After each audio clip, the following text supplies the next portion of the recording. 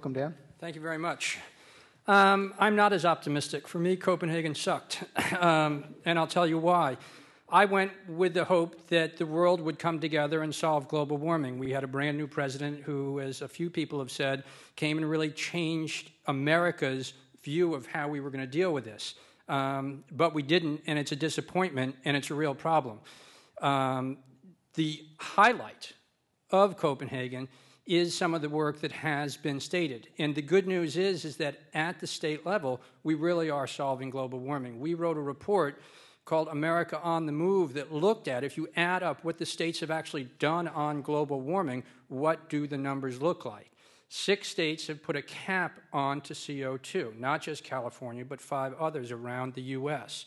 29 states have renewable energy standards where they're actually mandating that their electricity come from clean energy sources like wind and solar and geothermal.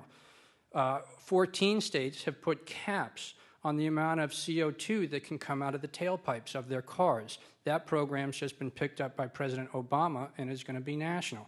And 22 states have done energy efficiency programs where we're doing more with less energy.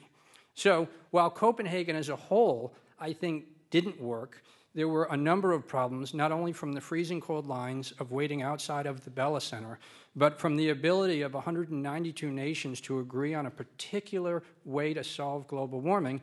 It didn't work. But the good news that comes out of Copenhagen, and as the New York Times referenced in their editorial, where the work is being done is, as Assemblymember Skinner said, at the local and state level. And we're going to have to do more of those agreements and arrangements at that level to make sure that even as Congress stutters and slows down on this issue, and as the UN fails to act, states continue to play a leading role in solving the problem. Thank you, Dan.